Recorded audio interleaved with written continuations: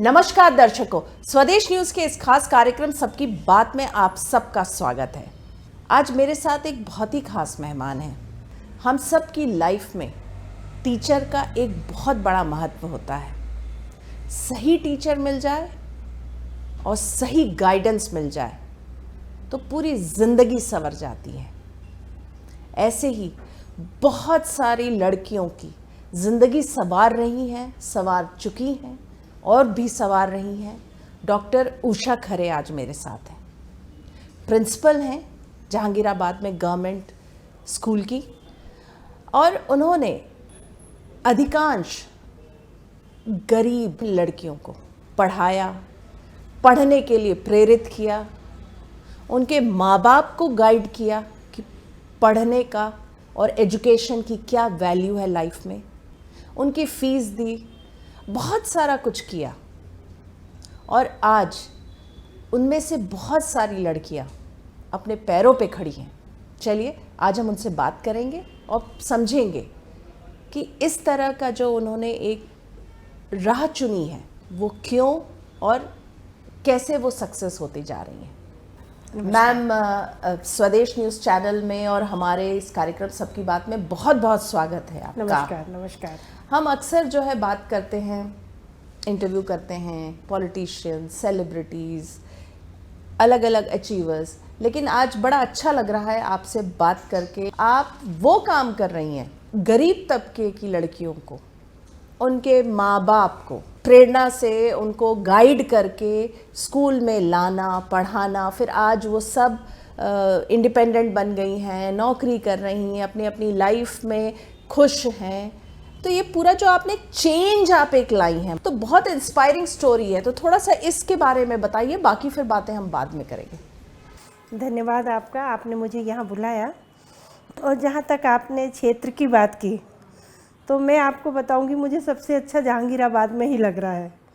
जहांगीराबाद क्षेत्र की एक विशेषता है कि वहाँ बहुत ही एनर्जेटिक, बहुत कैपेबल छिपी हुई प्रतिभाएं हैं। और वास्तव में मैं मनोविज्ञान विषय पढ़ा चुकी हूँ और उसकी विद्यार्थी रही हूँ। तो मुझे ऐसा लगता है कि अपने व्यवहार से, अपने कार्यों से उन छिपी हुई प्रतिभाओं को ढूंढ लेना और उनको एक मंच देना, उस मंच पर उनको बिठाकर उनके अंदर विश्वास दिलाना और फिर प्रेरित करते हुए उनको समाज उपयोगी कार्यों में लगाना वाकई कठिन काम था। और इस काम के लिए मुझे ईश्वर ने शक्ति दी। आप जैसे लोगों की सद्भावनाएं मेरे साथ रहीं और इस नेक काम में जब मैं लगी 2011 से, तो मुझे लगातार आत्मविश्वास मेरा जागता गया और मुझे लगा कि मेरी ज़रूरत इस क्षेत्र को बहुत है और मुझे भी ऐसे ही बच्चे चाहिए जिनके लिए मैं कुछ करने के बाद गर्व कर सकूं कि ये बच्चे आज अपना परिवार संभालने के लायक हो गए। तो बिल्कुल जब आपने शुरू की थी अपनी जर्नी, तब स्टूडेंट संख्या शायद 200-250 कुछ था जी। और आपके लगातार गाइडेंस थे, क्योंकि आप पेरेंट्स, आप घर जाती थी, स्टूडेंट्स के घर जाती थी, उनके दादी, नानी, मम्मी सबसे बात करके सबको जो है आप गाइड करती थी, प्रेरणा देती थी, और उसके बाद संख्या लगभग 1500 आ गई है जी, 1400 के आसपास है जी। तो देखिए, वहाँ आवश्यकता इस बात की थी, क्योंकि पता नहीं क्यों इतना डेवलप होने, राजधानी का बिल्कुल सीएम हाउस, गवर्नर हाउस और सेक्रेटरीट से लगा हुआ एरिया, पर उसके बावजूद भी माता पिता तो चलिए ठीक है, दादी नानी बिल्कुल कन्विंस ही नहीं होती थी कि हम बच्ची को स्कूल भेजेंगे। लड़कियों का मेरा स्कूल है, अगर बालिका हमारी विद्यार्थी स्कूल नहीं आएगी तो कैसे सीख पाएगी।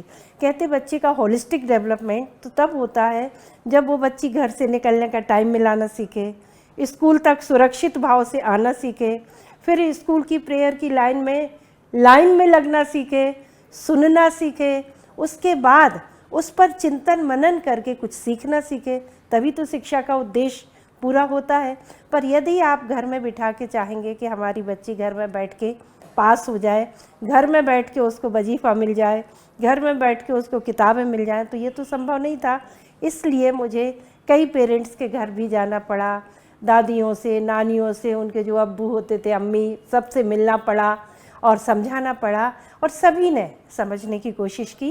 मेरी बात को उन्होंने तवज्जो दी, माना और अपनी बच्चियों को स्कूल भेजा, तभी तो आप मेरा इंटरव्यू ले रही हैं। मैं यहाँ पे जानना चाहूँगी कि क्या बात थी, क्या ऐसा आप बोल रही थी कि ये सब लोग आपकी बात सुनने के बाद मान गए?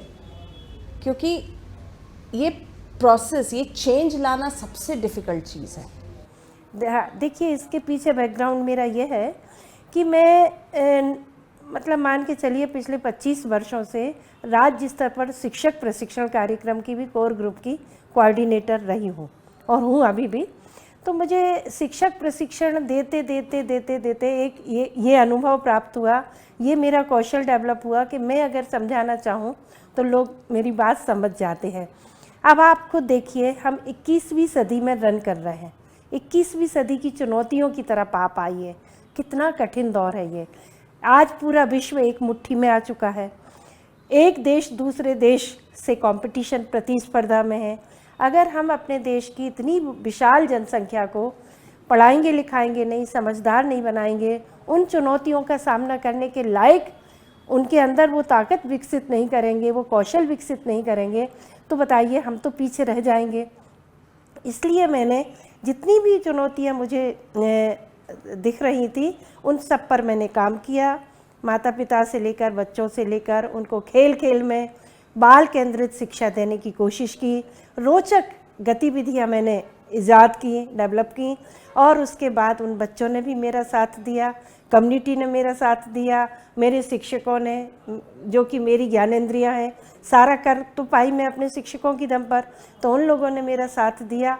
और सफलता दर सफलता मिलते मिलते आज मैं बताऊंगी कि मध्य प्रदेश का ये मेरा स्कूल है जहाँ रोबोटिक्स लैब है, इंग्लिश मीडियम है, और 5 मल्टीनेशनल कंपनियां मेरे स्कूल में काम कर रही हैं। और इन सबके सहयोग से मैं करीब करीब 1 से 1.5 करोड़ के काम स्कूल के अंदर करवा चुकी हूँ। और उन सारी सुविधाओं का उपयोग मेरी बालिकाओं के लिए हो रहा है।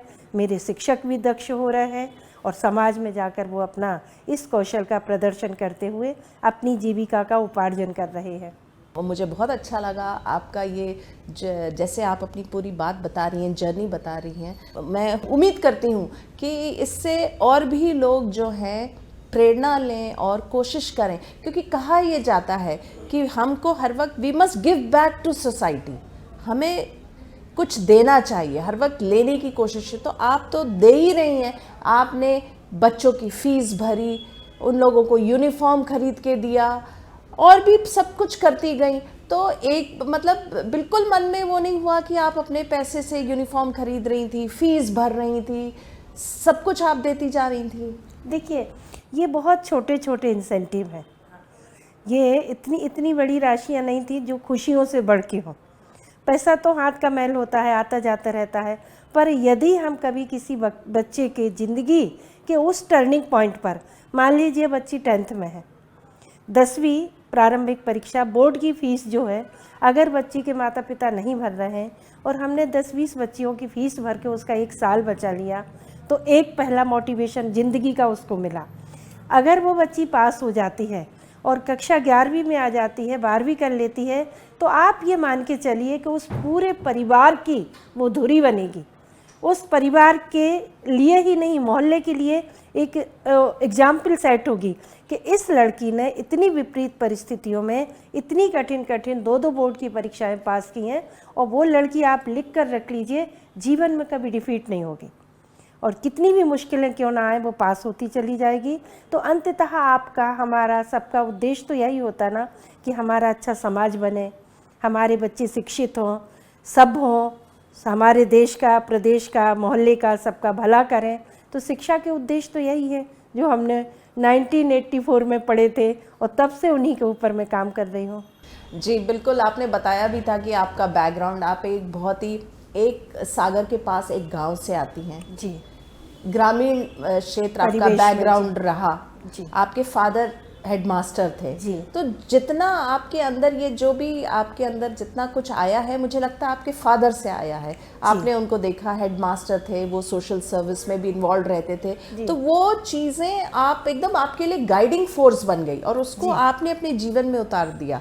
और आपके लकी इसलिए भी रही कि शादी करके आप जिस घर में आई वो भी आपको ऐसा मिला कि आपको एनकरेज किया, चाहे वो आपके हस्बैंड की बात हो या आपके इन लॉज की बात हो, जी। तो आप लगातार इनकरेज्ड होती गई और आज आप इस मुकाम तक पहुंची हैं। जी जी इस मुकाम पे जब पहुंची हैं और अभी भी आगे आप कर रही हैं, जी इसमें सबसे बड़ा अचीवमेंट कौन सा रहा?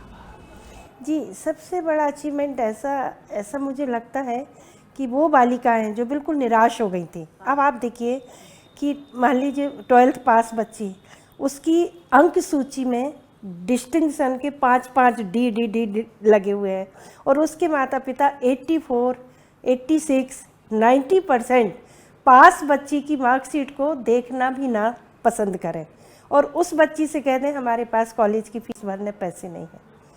तो ऐसी लड़कियां जो कक्षा 12वीं करके भी हमारे स्कूल से चली गई हैं, वो भी आज तक मेरे दिल में बसती हैं और मैं उनके को फॉलो अप करती थी कि कहीं ऐसा तो नहीं है तुमने आगे की पढ़ाई रोक दी है बेटा। तो कई माताएं रोती हुई आती थी कि नहीं मैडम हम नहीं पढ़ा पाएंगे, आगे की व्यवस्था नहीं है। पर जब अपन कहते ना एक हाथ आगे बढ़ाते हैं तो 10 हाथ अपना साथ देने के लिए बाहर आ जाते हैं। तो मेरे एक दो नहीं ऐसे कई उदाहरण हैं कि जो बच्चियां बिल्कुल निराश फूट फूट के मेरी यहाँ चिपक के घंटे घंटे रोई हैं, वो बच्चियाँ वो आज बड़े बड़े मुकाम पर बैठकर नौकरी कर रही हैं। तो ये मेरे जीवन के सबसे सुखद क्षण तब भी थे और आज भी हैं। जब मैं अपने बच्चों को किसी अच्छे मुकाम पर बैठा हुआ देखती हूँ तो लगता है मेरा जीवन सफल हो गया। आप अपने जीवन के साथ साथ आपने तो कितनों की जिंदगी बना दी है, संवार दी है। कोशिश की है, छोटी कोशिश कर रही हैं आप, छोटी कोशिश नहीं है, बहुत बड़ी कोशिश है। ठीक है, आप अपने फादर से इंस्पायर्ड हुई, लेकिन क्या था जो आपके अंदर इतना मतलब कंटिन्यूस ये प्रोसेस था, इतना कुछ करती गई, लड़कियों को, स्टूडेंट्स को, सबको संभालती गई, संवारती गई। आपने बताया था कि जब आप नई आपकी पोस्टिंग हुई थी 2011 में, तब उस समय माहौल बिल्कुल विपरीत था। जब स्कूल बंद हो जाता तब आप बैठ के उस स्कूल को साफ भी करती थी, झाड़ू भी लगाती थी। उसके बाद जब आपने नालियाँ भी धोती थी, हाँ। पाइप से टॉयलेट के आसपास की सफाई भी की है। हाँ जी। तो क्या था वो जो आपको एकदम इंस्पायर करता रहा? जी, यही जोश था। इसे दूसरे शब्दों में जुनून कहते हैं। और जुनून ये ना मुझे लगता है गॉड गिफ्ट है। तो बचपन से ही जुनून था। जब मैं बहुत छोटी गांव में थी तब भी जुनूनी लड़की थी। अगर खेल के मैदान में पिताजी खड़ा कर दे तो मुझे 3 स्टार लेके आना है, किसी भी रेस में खड़ा कर दूँ तो फर्स्ट आना है, कक्षा में बिठा दूँ तो फर्स्ट डिवीज़न पास होना है। और उधर भी मायके से भी मेरे 2 भाई बड़े हैं मुझसे, 2 भाई छोटे हैं, बीच की मैं बहन थी। पिताजी का बहुत सख्त अनुशासन था, माँ मेरी बहुत ही समझदार महिला थी। तो वो जो बचपन में कहते हैं ना बाल्यावस्था में जिस तरह के परिवेश में बच्चे को पाला जाता है, नींव वहीं बनती है और उसके ऊपर जब इमारत खड़ी होती है तो इमारत ऑब्वियसली अगर नींव मजबूत होगी तो इमारत भी बुलंद बनेगी। और इसी तरह का कुछ परिवेश मुझे ससुराल में भी, मेरे पति सुधीर खरे जी बेहद समझदार इंसान हैं, उन्होंने पग पग पर मेरा साथ दिया, मेरे सास ससुर ने साथ दिया।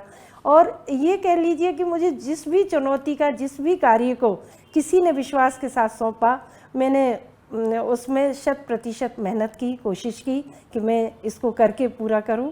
तो जब कहते हैं ना कि आदमी वो नहीं जिसे हालात बदल देते हैं, आदमी वो है जो हालात बदल देता है। क्या तो मुझे ये चीज़ बड़ी अच्छी लगती है।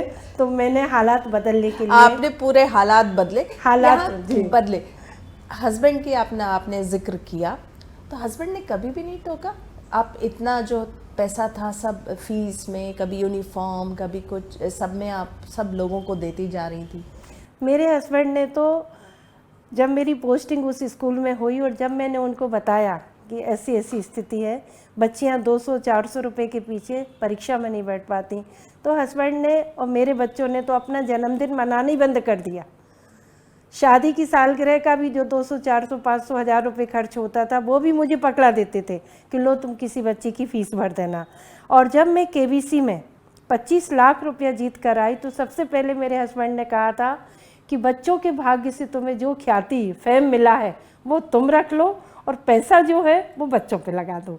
तो मेरे हस्बैंड का ही मार्गदर्शन था और सहयोग था। मेरे बच्चों का सहयोग था कि उन लोगों ने सबने मुझे मोटिवेट किया। मेरी एक बेटी लंदन में रहती है, लंदन से वो हर साल 5 बच्चों की फ़ीस भेजती है। तो हम ठीक है फ़ीस की जगह और किसी काम में भी बच्चों के विकास में लगा दें, पर हम लोग लाखों रुपया स्कूल में पता नहीं कहाँ से आता है, और हम बच्चों के कौशल विकास, स्किल डेवलपमेंट, एक मेनली हमारा काम है डिजिटल लिटरेसी प्रोग्राम को चलाना, क्योंकि डिजिटली अगर बच्चा हमारा स्ट्रांग हो जाता है तो वो घर बैठ के भी काम कर लेता है। तो 2014 से मैंने माइक्रोसॉफ्ट कंपनी के साथ पहला MOU किया था। आज मेरा वोडाफोन कंपनी के साथ, एरिक्सन कंपनी के साथ, पता नहीं कितनी मल्टीनेशनल कंपनियों के साथ में सहयोग काम करके आज अपने बच्चों के लिए डिजिटली लिटरेट करके उनको इस लायक बना रही हूँ कि कक्षा 12वीं तक पढ़ते पढ़ते उनके आत्मविश्वास विकसित हो जाए और वो कुछ कमाने लायक बन जाए। बहुत अच्छी बात है। आपने KBC का मेंशन किया था, तो उसमें आपको गवर्नमेंट ऑफ इंडिया ने चूज किया था करमवीर वाले एपिसोड में, तो उसका भी बड़ा रोचक किस्सा है कि 6 महीने तक आपकी इंक्वायरी चलती रही। जी जी जी जी, ये मैंने अभी पब्लिकली ऐसा तो मतलब शायद पहले आपने ही पूछा है मुझसे कि आपका सिलेक्शन हुआ तो कैसे हुआ। तो मैं बताना चाहूँगी कि जून के महीने में मेरे पास जो पहला कॉल आया था, उसके बाद से जून में दोबारा कॉल आया, फिर जुलाई में, अगस्त में, सितंबर में, अक्टूबर में, और जब मैं अपना वहाँ पर एपिसोड मेरा रिकॉर्ड हो रहा था, जब मैं गई तो उन लोगों ने कहा कि ये इतना बड़ा मंच है कि जब तक CID CBI से लेके चारों तरफ से आपकी ओके रिपोर्ट नहीं आ जाती है तब तक हम उसकी रिकॉर्डिंग के लिए कैंडिडेट को नहीं बुलाते, क्योंकि कर्मवीर वो टैग ही अपने आप में, और वो भी अमिताभ बच्चन जी का प्रोग्राम अपने आप में इतना मतलब बड़ा प्रेशियस प्रोग्राम है कि मेरी सही में बहुत इंक्वायरी हुई थी और खोजबीन हुई थी। पर कहते हैं ना कि मेरा जो व्यक्तित्व है पारदर्शी है। आप आज अभी देख लो, 2 साल बाद आप देख लेना, 30 साल पुराना आप देख लो, मैं तो जैसी पहले थी वैसी आज हूँ। तो ईश्वर की कृपा से मैं आगे बढ़ती गई। प्रधानमंत्री नरेंद्र मोदी से भी आप मिली थी, उन्होंने भी आपके साथ बहुत काफी मैं लंबी जरूर बातचीत सुनाऊंगी। की आपसे। हाँ जी, वो किस्सा मैं ज़रूर सुनाऊंगी आपके लिए, बहुत रोचक है। मध्य प्रदेश से मैं अकेली चुनी गई थी राष्ट्रपति पुरस्कार के लिए। जब मेरा इंटरव्यू दिल्ली में, पहले प्रक्रिया थोड़ी अलग थी और 2018 से प्रक्रिया अलग हो गई थी। उसमें पहले जिले स्तर पर सिलेक्शन हुआ, फिर राज्य स्तर पर सिलेक्शन हुआ। राज्य स्तर पर सिलेक्शन हुआ 6 लोगों का, हम लोग 6 लोगों को दिल्ली बुलाया गया। दिल्ली में हमारा पावर पॉइंट प्रेजेंटेशन था, वहाँ उन 6 में से मैं अकेली चुनी गई। अब मज़ेदार बात ये थी कि जब मैं अकेली राष्ट्रपति पुरस्कार लेने के लिए गई तो एक दिन पहले माननीय प्रधानमंत्री जी ने हम लोगों को लंच पर बुलाया, और वो करीब 1.5 घंटे हम लोगों के साथ रहे। लंच में उन्होंने कहा, भाई जिस स्टेट से अकेले लोग चुन के आए हैं, ज़रा मैं उनसे बात करना चाहूँगा। उन्होंने बात की तो जब मेरा नंबर आया तो बोले, और बहन जी आपके यहाँ का क्या खास है। तो मैंने उनको बताया कि सर हम लोग ऑल राउंड डेवलपमेंट पर मध्य प्रदेश सरकार बच्चों के विकास पर काम कर रही है, और जो लेटेस्ट हमने 2014 से एक बड़ा पकड़ा हुआ है काम, वो हमारा ये है कि स्कूल के अंदर शनिवार के दिन हम इस तरह की व्यवस्थित गतिविधियाँ, वस्तुनिष्ठ टाइप की गतिविधियाँ चलाएं जिससे एक सबल भारत का निर्माण हो, जिससे गौरवमयी भारत का निर्माण हो, जिससे प्रखर भारत का निर्माण हो, जिससे प्रतिभाशाली भारत का निर्माण हो, जिससे समर्थ भारत का निर्माण हो, जिससे संकल्पित भारत का निर्माण हो, और जिससे संस्कारित भारत का निर्माण हो। जब इस तरह की बातें हमने उनको बताई, उन गतिविधियों को बहुत संक्षेप में 5 मिनट का समय था बताया, तो 3 बार माननीय प्रधानमंत्री जी ने ताली बजाई, और मन की बात में भी हमको एक बार कोट किया था। तो ये मतलब ऐसे क्षण है कि जब मैं सोचती हूँ कि ये कहाँ से कैसे, तो फिर पूरा ध्यान वहीं जाता है, ये बच्चों के भाग्य से। मेरा स्कूल जहाँ है, स्कूल के प्राइमेसिस में एक मस्जिद है, और मस्जिद से जब भी अजान होती है तो मैं उस अजान को रिसीव करके और अपने आप को धन्य समझती हूँ कि मुझे ऐसे प्राइमेसिस में काम करने का मौका मिल रहा है जहाँ मैं अपनी आध्यात्मिक शक्ति को इस आवाज़ के माध्यम से विकसित करती हूँ, और बच्चों के लिए अगर कभी कुछ काम करना चाहती हूँ तो मुझे उसमें सफलता दर सफलता मिल रही है। पर मैं कहूँगी कि वास्तव में ऊपर वाला ईश्वर बैठा है, वो न्याय तो करता है हर चीज़ का। आप बार बार ये एक बात कह रही हैं कि बच्चों के भाग्य से आपको मिला है सब कुछ। ये क्यों और कैसे?